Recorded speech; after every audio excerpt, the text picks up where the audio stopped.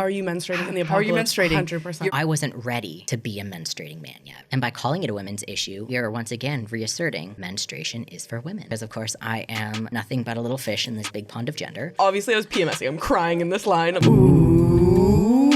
What's going on, everybody? Welcome back to the Queer Collective podcast. I'm your host, Carbon.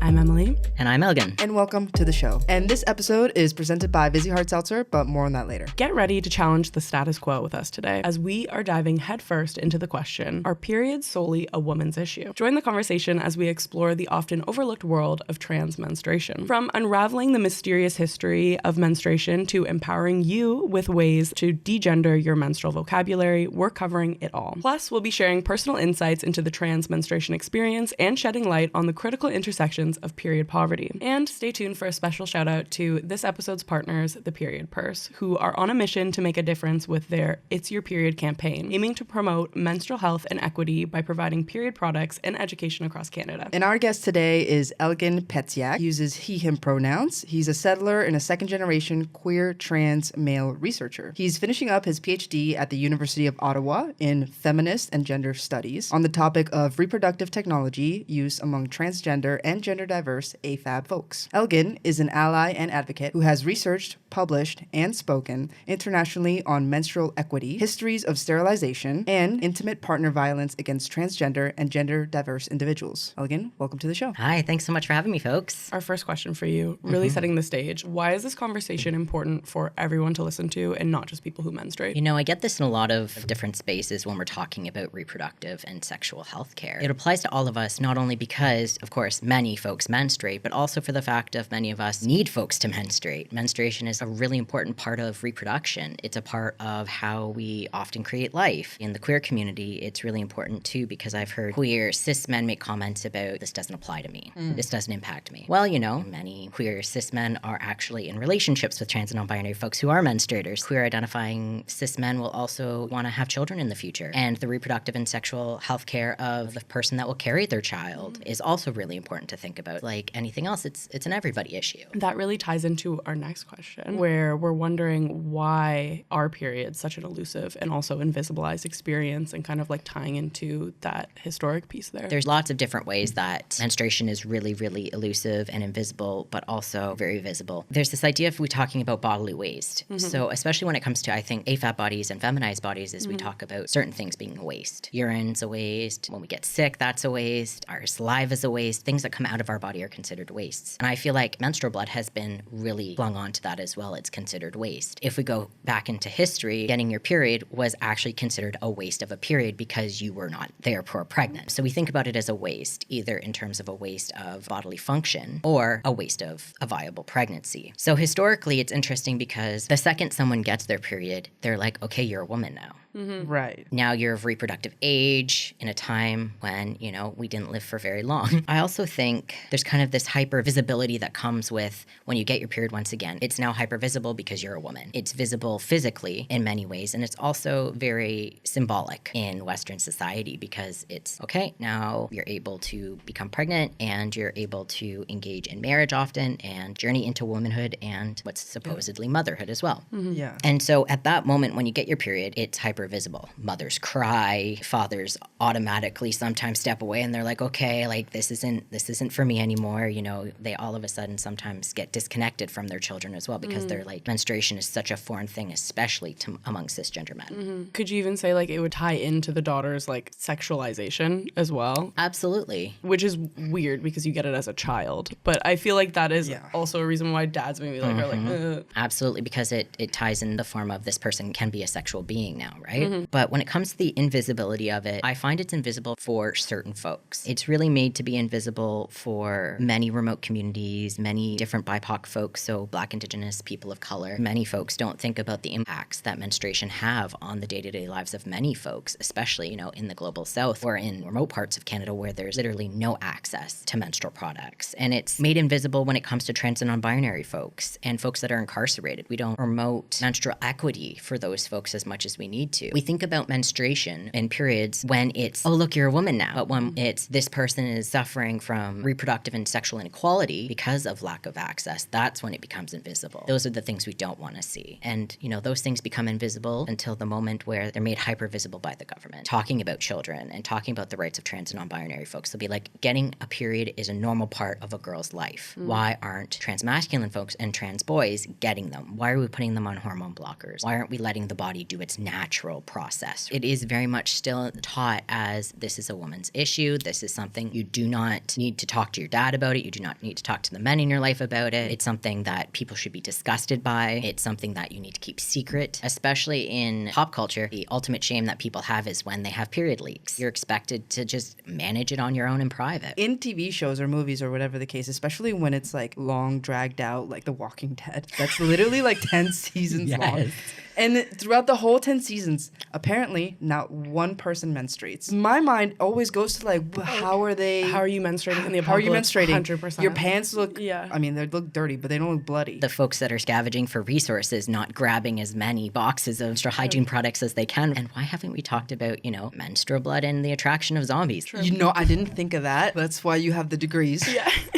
This is why we'll somehow manage to survive the zombie apocalypse. I also feel like a huge piece of this too is the shame that's like being brought on us, especially like it being only a woman's issue. It really encourages people not to talk about it. It really leads us dealing with abnormal levels of pain and not realizing it's abnormal. Dealing with my own reproductive health issues of like cis endometriosis. I went for so long with even like doctors telling me like this is normal. Now getting into a position where I feel more empowered and I'm researching things on my own and I'm like, okay, 1 in like 8 menstruators have endometriosis or like these different kinds of issues, and yet there's like so little funding for it. So little people are talking about it. There's so many ways that it actually harms us to continue perpetuating this level of shame. There are so many things that come along with the stereotypes of menstruation that just do not get addressed, and the naturalization of menstrual pain is among them. They want folks to really think about their fertility at young ages, think about reproduction, but they don't want to actually take care of folks who have uteruses and their reproductive health. So there's all this expectation to reproduce without any of the support. The reproductive care of white women is prioritized. White cis straight women is prioritized because there's this idea that they should reproduce.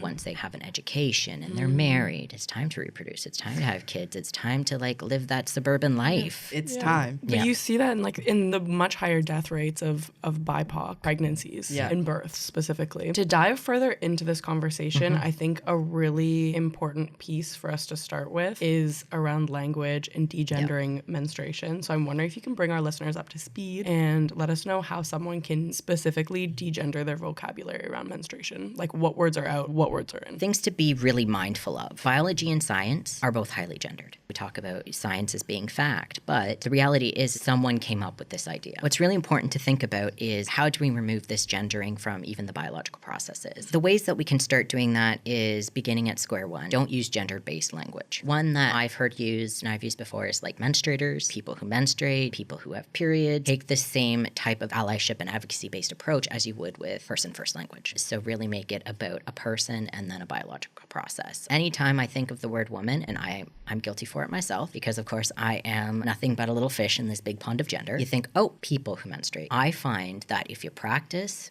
makes perfect. What about when we're speaking about things on a biological level, especially if you're getting into like the nitty-gritty of a conversation on your reproductive health? Often people will say like female organs. Is there another way to talk about it? Every person, especially when it comes to trans and non-binary folks, is going to have the language that works for them. Personally, if you were to call me a person with ovaries, I would be okay with that. But other folks might not be. For healthcare practitioners or professionals, ask the person if it's important to the conversation. I don't recommend going around to all your friends and asking them what they want to call their reproductive systems. But if you're in a conversation where someone's talking to you about it and that's important for the conversation, you can say, oh, well, what terms do you like to use? Everybody's got different words for things, and it's all based on their comfort level and what they feel they identify with. And when we also talk about the female reproductive system, there's so much historical devaluing. By degendering these things, we take away the privilege that gender holds, which is a really big one. In your opinion, should we still be using terms like female and male when speaking in these kinds of like biological senses? I think it's really hard because it's hard to name things without using systems. Speaking from my own personal lived experience, the easiest way for me to tell someone what my reproductive needs is by saying, I was born female. I was assigned female at birth. However, it could be just as easily as, I was born with the uterus. A lot of folks find AFAB and AMAB, assigned female at birth and assigned male at birth, better than previous ones of F to M and M to F, female to male, male to female. Those are very outdated because it assumes that everyone that is assigned female at birth who is a trans or non-binary person is actually going to transition into a man like myself. But we have so many awesome, cool folks that are like in between the different realms. And so for the moment, medically, AFAB and AMAB are helpful. But I think in the long term, it would be better for us to create a new system. With that, what are your thoughts on periods and reproductive healthcare being categorized as women's issues? I think when we categorize something as a women's issue, I think it's the exact same thing as categorizing race as not being a white person's issue. To say it's a women's issue is very much a second wave, white, liberal, feminist agenda. When we talk about it being a women's issue, who are we forgetting? And by calling it a women's issue, we are once again reasserting menstruation is for women, and that is a part of white supremacy. By saying that as a woman, you struggle with menstruation does not take away a piece of the pie from trans and non-binary folks who menstruate. Me saying I'm a person who can menstruate as a trans person doesn't take away a piece of the pie from you. We have been taught to believe that my inclusion has to be at your exclusion, and that's not the way it works. A lot of people see it as a pie, and you're sharing a piece of the pie, and the people who are privileged right now are getting a massive piece of the pie, and they get scared that when they start slicing this pie up, then they get less. How can degendering menstruation still help everybody? Absolutely. How can we make more pies? I think this approach can be useful for anything. You can call in other folks when you need allyship, when you need support. I'm a person that has white privilege. I'm a white person. I'm a settler. So I'm going to help other folks to refill their bottles when their bottles are getting low. As we think about it not as pie, but as bottles. When someone else needs support, it's okay for me to be like, you know what? I'll give you some of mine. And we're made to think, eventually there's going to be nothing left. While that's true in economic senses, that totally forgets about the fact that humans are resilient and commonly will provide emotional and psychological support to each other. If people want to reframe it as, how can I make my pie and the pie of other people's full by giving pieces to other people, then it doesn't feel like people are taking pieces from you. Brain immediately goes to the question of,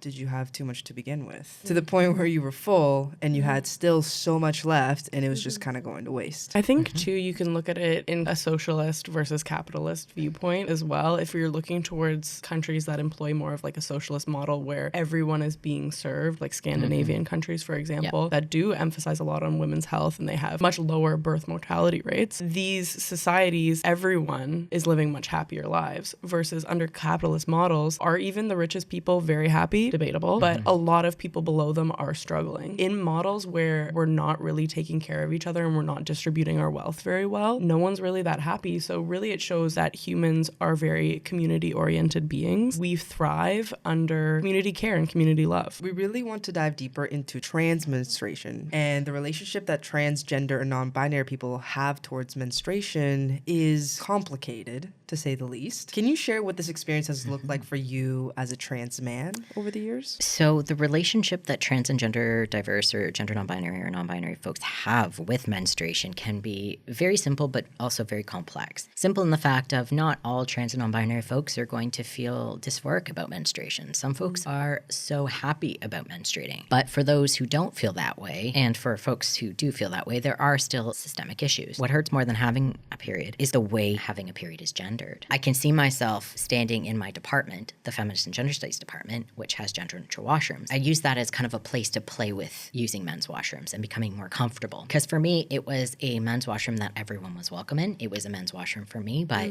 I wasn't ready to be a menstruating man yet. So sometimes I would use the quote-unquote women's washroom or the other washroom. You can say the washroom with the stalls. And then I was just like, no, you know what? I deserve to use the urinal-based bathrooms. This is something that's important to me. When I'm out in not feminist spaces, I'm going to have to go into the men's washroom and menstruate. That's just an unfortunate part of life for many trans people. So for me, it was scary. It's scary. Many trans and non-binary folks are already scared of using the restrooms of their choice for many reasons, because of transphobia, because of, even queer folks. Many queer folks get kicked out of washrooms because their gender is fluid in a way that doesn't work for the binary system. Yeah. So you're like, okay, so I'm going into this men's room. I'm going to sit in the stall and I'm going to have to do the crinkling. I'm going to have to do the whole, It's like everyone's gonna know. it feels like red flags. Yeah. It's like, okay, everybody's going to know I'm trans because they're going to be like, why is someone who's menstruating in the bathroom, in the men's bathroom? And then it's, I've done my business, all is good. And then you're like, oh, where do I put my used products? Where do I put my wrappers? They don't have those nice little white disposal things in men's washrooms. Yeah. And so you're sitting there being like, oh no. So now I have to like wrap it all in toilet paper and take it out and put it in the common bathroom. This is a very scary thing. And when it comes to gender neutral washrooms, a lot of places are like, you know what, we'll just use the accessible washrooms as our gender neutral washrooms. That uses a Band-Aid solution that does nothing for folks living with disabilities. This is a space meant to be a safe space for them to use the washroom. To just say, oh, this is our new gender neutral washroom, it's a Band-Aid. But as someone who's able-bodied, I don't want to be using that space from someone else who needs it. What if they aren't feeling safe in the bathroom that is appropriate for their gender? Is it more appropriate for them to be in the accessibility washroom? Ultimately, I want people to feel safe. That is the really, really overarching importance here. And if that means you're an able-bodied person that needs to use the accessible washroom, sometimes that happens. I've done it myself, but you think, oh, this is not a solution to this problem. It's a really, really hard. If I had to scribble down a bathroom right now, I couldn't, because I would want a panel of folks and then a public review, because we need to be so considerate of the different things that folks need and deserve. If we are dreaming up bathrooms right now, I have been in situations where in queer spaces, the gender neutral bathrooms feel so good. I'm like, I feel safe around everybody. Yep. I feel super good. That's because you're in queer spaces. Exactly. But when I've been in a gender neutral bathroom that did have cis men in it, I was in an experience in a straight kind of nightclub setting where I got cornered by a guy in a bathroom, and it was just the two of us in there in an enclosed space. And I'm like, this is scary. The bathrooms that I have felt most safe in is where you have individual sinks, like everything is in your individual stall, and then you're like out in an open space. Yep. And everyone's using that. In my opinion, for like the general public, that feels the most safe. It's not like othering anybody, but it's also not like trapping someone. Yes, that situation did happen to me, but I don't know, that guy probably did feel more empowered to walk into a gender neutral bathroom and do that. Whereas like he probably would have felt weirder walking into just a woman's bathroom and doing that. Both experiences can be valid. There are like fears on different sides, but also it's like anyone could really be in any of these spaces. It is about asking the people who are most impacted, like you said, and figuring out what works for everybody and keeps everyone safe and comfortable. I think it is also a matter of education for the general public. Why do gender neutral bathrooms feel so safe and so good in a queer space, but they don't in a cis heteronormative space? Yeah. Well, I think it's a lack of education for the people that are making you feel unsafe, such as certain cis men and people who are transphobic, homophobic, etc. Just to add to that too, the idea of what does the queer community teach everyone? In the queer community, we condemn all violence. Violence is never okay. So we are safe because we know someone will have our backs. That's what's so beautiful about queer spaces. That's why you feel at home. That's why you feel safe, because you're like, I could leave my children in this queer space and someone would take care of my children for me, because it is such a collective. Well, I even debated if I should share that story, because in my mind, I was like, does it prove conservatives' points, I guess, about AMAB people being in women's bathrooms. And like, that's why I really debated it for a second, but I actually think it shows otherwise, especially showing that all queer gender neutral bathrooms have felt safe. Those are very trans inclusive spaces, and it's trans people who are being villainized in these spaces and saying that they are making these bathrooms unsafe, when in reality, it's cis straight men who are making these bathrooms unsafe. Trans people are the ones who are facing the most challenges, the most fear when it comes to choosing the bathroom that is most appropriate to them every single time they're in a public bathroom. Yet we are looking in the wrong direction right now of like where the problem is actually at. I completely and totally understand your thought process of this could feed into the wrong argument, but that's the pie talking. You can still experience forms of violence, and us make space for that. Yeah. The problem isn't the fact that these folks experience violence more than these folks. It is that violence is experienced. How is it that we make violence not happen? How do we go about querying bathrooms as opposed to going about victim blaming blaming again. And I did think of a bathroom that's actually quite good. Yeah, so Centertown Community Health Center, where I, medically transitioned, shout out to them. They're awesome. When they redid part of the new building, they actually just did a row. It's 8 or 10 accessible washrooms. They're also safe injection sites. I went in, I'm like, oh wow, this is for everybody. And that's a really great feeling. We're identifying the fact that public bathrooms are potentially a place where people are feeling unsafe. Yeah. So how are we architecturally changing these spaces so that it's actually a positive experience for people? Yeah, the floor to ceiling stalls are the best, the ones with doors. Because if something were to happen, if you were able to, you could get yourself into a stall and lock your stall and be safe in a stall. I've talked about this in advocacy spaces as well in different forums, but if you're going to do something, do it right. If you're going to say we're inclusive, you got to be inclusive. Yeah. Wrapping it back to women's issue. If you're going to say this isn't a women's issue, how are you going to make it about everyone? Yeah. How are you going to make sure that everybody's educated? And that's what's really, really important. And speaking of women's issues, in what ways do trans women engage with menstruation? I think this is an interesting conversation because I'm not a trans femme person. By degendering menstruation, I also think what we need to do as well is take into consideration how menstruation can look different for everyone. Tons of trans femme folks, people on estrogen, will get things like cramping. They will experience different things that come with having estrogen in your body. Everyone can experience periods in different ways. When it comes to trans women and trans femme folks, my number one piece of advice is don't devalue people's bodily processes. By calling something that someone experiences that may not look identical to yours as not that, saying that's not a period, that's not menstruation, that's not going to do anything for the wider system of, trans inclusion. We should never leave folks out when it comes to talking about experiences of womanhood. You wouldn't want to leave a cisgender person out of a conversation about menstruation. So let's say, you had a friend, let's call her Debbie. Debbie's never had a menstrual cycle, and it really makes her feel sad because everybody devalues her womanhood because of it. Why would you think it's okay to do that to a trans femme or trans woman? Just because people don't have these experiences doesn't make them less than. And by being inclusive and using inclusive language, you can say, if you haven't done that, that's cool. That's not what your body does, and that's okay. But before we get into that, this podcast is proudly sponsored by Vizzy Hard Seltzer. And with Vizzy's vibrant flavors, you can now follow your own vibe.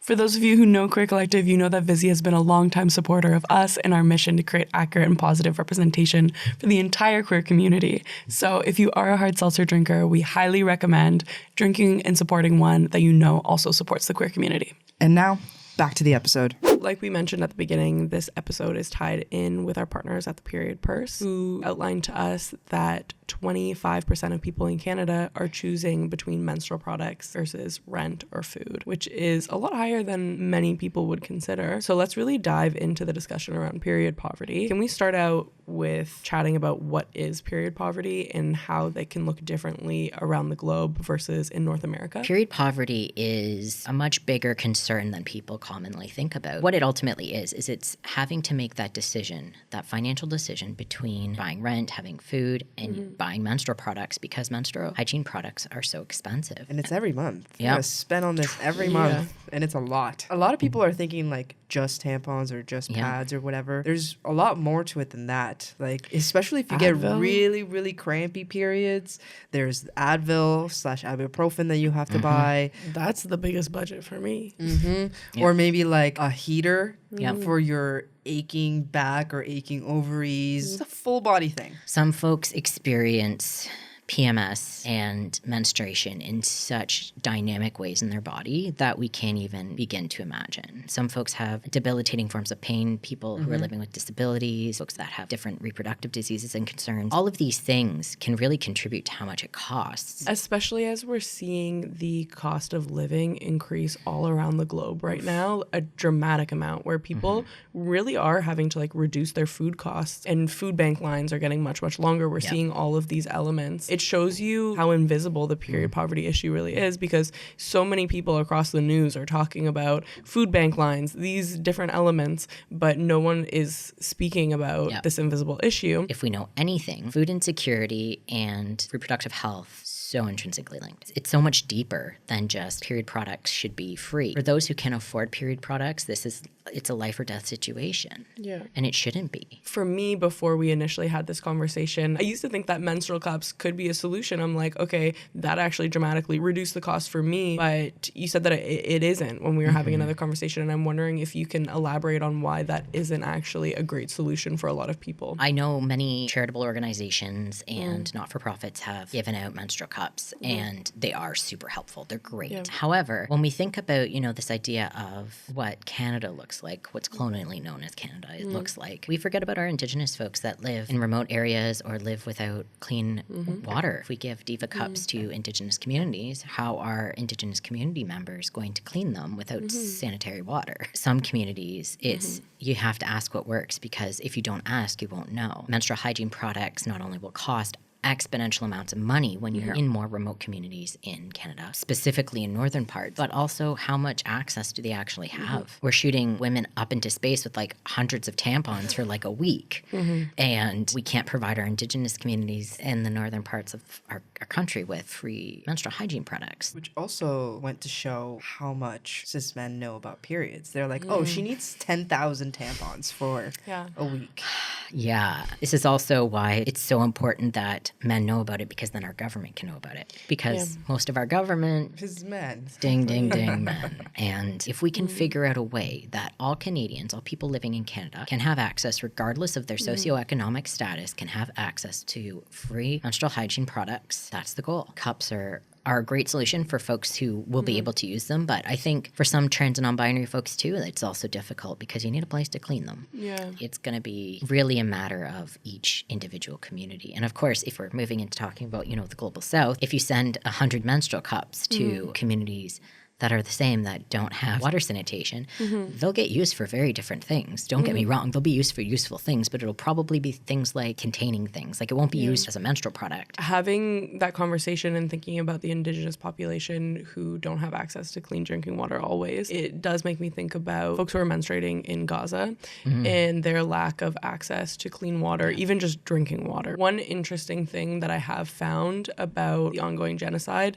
is that there has actually been, at least on my timeline, sometimes I'm not sure if my timeline is biased, but I've seen a lot more in regards to menstrual health and also like pregnant folks and their health, like a lot more discussion around it. What do you think is different about this, where it's like we're actually hearing more conversation around it, whereas like normally period poverty is like a very silent issue? One of the most useful tools of genocide is reproductive health. If you don't have access to menstrual hygiene products, if you're in a space where you can't take your cup out and clean it and dispose of what you need to, if you are limited to a number of menstrual hygiene products in a day, that is a reproductive issue in of itself. Folks who are in Gaza aren't going to, number one, have access to clean drinking water. They're not going to have access to these products that are essential. So now we're getting into different items being used for unsanitary purposes. It causes infections. It causes long-term reproductive issues, which causes infertility. This is one of the ways that genocide works. It is always to take away the fertility of those who can reproduce. But what we're doing, and what I think is so incredible about the way that advocacy and allyship for Gaza has come together, is the fact that people are talking about genocide collectively. Folks, regardless of their geographic location, are talking about their experiences of being a community that has experienced genocide. Indigenous folks are marching. Trans folks, queer folks, folks who have been in other states of genocide are working together and calling out genocide as what it is. So because people are advocating for each other, regardless of geographic location, that's why we're starting to see these issues come up, because in Canada, Indigenous folks are like, no, you did the same thing to us. This is what they're going to need. This is how we can help. Because, of course, it is still very, very recent that Indigenous folks in this country are like, no, we are victims of genocide. This genocide is ongoing. We don't want this to happen to other folks. How can we provide support? And this is where the pie comes in too, right? These two things can happen simultaneously. Let me help fill your cup. Where can I help you? I'm fighting my battle over here, but that doesn't mean that I can't help you with yours. We can work together, because when people people work together is when the system crumbles. Well, it really shows the systems of colonialism and white supremacy. They're global issues, they're global structures, and they require all of us collectively to be fighting against them for them to crumble. Even just recognizing how governments around the world are funding this genocide. It's a collective battle, really. Speaking, I guess, about this intersectionality, I'm wondering if you can speak a bit more on how period poverty connects to the queer, Black, Indigenous, POC, and disabled experiences in their own unique ways. Ultimately, all the systems are connected. This is how white supremacy works. Of course, there are going to be different considerations for every single different community. Indigenous communities, commonly, we need to talk about water sanitation. When it comes to folks living with disabilities, are menstrual cups going to be something that they're going to be able to use? This is the different ways that we need to think about menstrual equity is how is it that we can make menstrual hygiene products work for everybody? Every culture will have different ideas of what menstruation means. How do we acknowledge cultural difference while also removing the shame? How do we embrace how everyone sees menstruation and the beautiful thing that menstruation can be, while also saying, you know, many trans and non-binary folks are going to have a lot of dysphoria about putting in or removing products. Thinking about these different things just means casting a wider net for the different ways that not only period poverty, but menstrual equity can come and look for different people. Disproportionately, period poverty affects queer, BIPOC, and folks living with disabilities. Reason being is, once again, these communities are commonly communities that have been left on the outskirts. The reason that their needs aren't met is because of the fact that the government doesn't want their needs to be met. We've talked about how especially BIPOC communities and folks living with disabilities and disabled communities have experienced forced and coerced sterilization and lack of access to reproductive health care. And so we really need to be cognizant of how do we stop this legacy. There's so little understanding and knowledge when it comes to us LGBTQIA plus folks and their reproductive needs, because everybody has a different idea of how they want to build their family. We have to think about how all these things kind of work together. If we eradicate period poverty, we can eradicate it for everybody. The government of Canada wants to put free menstrual hygiene products, or has, in all federal buildings for employees of the government. This is great, except for who is predominantly employed by the government, who is going to have access to this. They're not going to be giving out menstrual hygiene products to the BIPOC folks, the immigrant folks who are coming in to get paperwork done at Service Canada. They're not going to be providing that to trans and non-binary folks when they're going in to do their legal name changes. This is where we need to connect the accessibility. What is it that accessibility actually means? I feel like for that scenario, it makes more sense to me personally to give it to the people that need it the most first and then work your way up from there. Well, you always see period products available for free in like bathrooms of fancy restaurants or in universities where people are paying a lot of money to attend. In government buildings, people who are employed and have really great job security.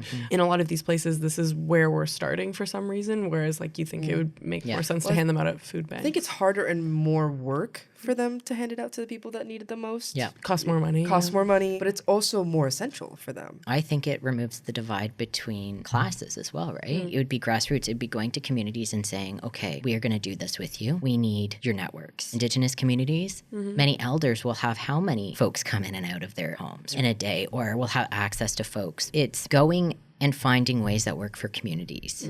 That really is the key. But if they do that, then they, being the government, they have to remove the brick wall that they've created between themselves and the folks that they other. So then, in your opinion, what are the policy, governmental, and societal issues that are keeping us as a society from eliminating period poverty? Well, in terms of policies, I think ultimately, I will say this until I'm blue in the face, it's just too many cis straight white men in policymaking. The government is very hard. I've done contractual work with the government in terms of been funded actually by really great parts of the government. But the problem is that things work, number one, very slowly, and number two, there's only so much that can be done. It gets very difficult for folks working in the government who want to make change to actually make that change. There's only so much that can be done by the government without the help of community. And the problem is that the government commonly does not go to community and acknowledge the untapped well of amazing that community members that are not part of academia, that are not a part of the government have. To expand on that, how can our listeners be better allies and help fight for change? If you live in a condominium, if you live in an apartment building, if you live in a hostel, if you can afford to buy an extra box of tampons or an extra thing of pads, and put them out in the laundry room for people to access, do it. A big way to give back is to give when you can. It doesn't have to be big, but as someone who has an extra $20 or has an extra $30, I'll be like, you know what? I see someone on Facebook who really needs a new binder and I know they can't afford to do it. Maybe I can make a donation to help them. It's giving when you can. That's the important part. Also, make your home and make your spaces safe spaces. One of my big things is even though I'm not menstruating anymore, I'll fight the rest of my life for menstrual equity for other folks because everyone deserves it. Just because it is not something that your body experiences doesn't mean you shouldn't fight for the right of other people's bodies to do it. By classifying things like menstruation, abortion, pregnancy as women's issues, you're ultimately trying to disassociate yourself from being responsible for other people's bodies and the way that you treat them. I love it. Perfect. I have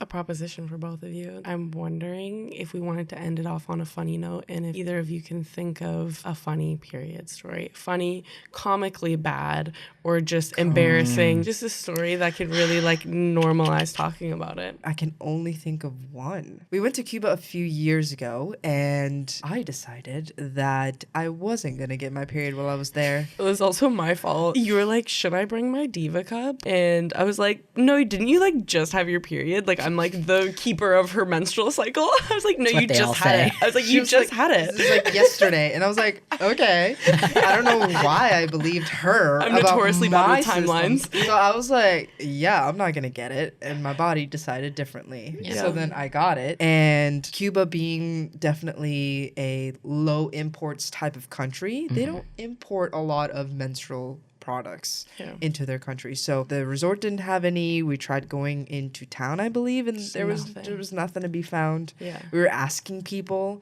hey, do you have this? Do you have that? After a full day of searching, able to find one random lady that we didn't know at all. We had just met this lady now. Yeah. And we were chatting her up, and all of a sudden I was like, by the way, you got some menstrual types of products, any at all would be helpful. And she actually said, yes, I brought them specifically because around here, or just Cuba in general, doesn't have a lot of them. Yeah. So I brought them for the workers of this hotel. And then I felt so bad taking a few. And it really made me realize that anytime that I go back, I'm bringing something of worth there. 100%. For sure. Yeah, so folks, a way that you can give back too is when you go on your fancy all-inclusive resorts, take menstrual hygiene products to the places that you're coming from, because commonly, folks will definitely want those and be happy to get them with a nice little tip. And ever since that interaction, I'm like, damn, whenever I come back here, I'm definitely bringing some stuff. Elgin, do you have a story that you can think of? The funny story I have is not so in-depth, but I remember once my pad leaked on my dad and my stepmom's beige couch. Oh, no. The shame. Oh, I felt shame. And they were actually really great about it, which was really nice. But nothing feels more traumatizing for a child when it comes to period shame than your parents having to take off the couch cover and wash menstrual blood out of the couch cover. And then once in high school, I did have a leak in my jeans, and I told everybody that I sat on a ketchup packet. Smart. That worked. Yeah, creative. Creative. You have to, Certainly what? Creative. You have to be, right? You really think on your feet. Yeah.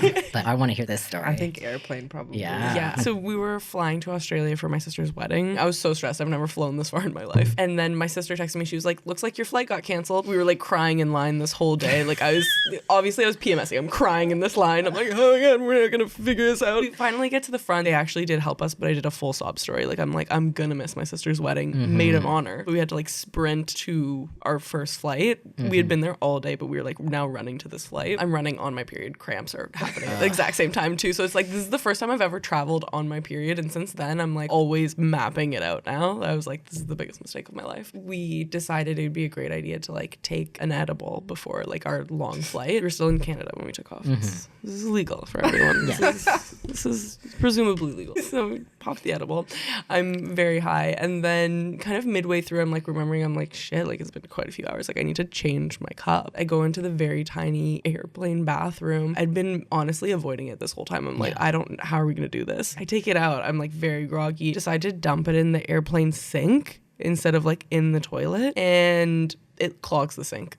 Oh no. So it's a line forming outside. That's so bad. Someone's knocking, just to feel the anxiety brewing, and I'm just so I'm sitting there, I'm waiting for it to try and drain, but then I'm hand scooping it out. Oh God. Yeah. I think the most like comical part was we stayed the entire month, and on the way back I got my period. Like, it was just like, great.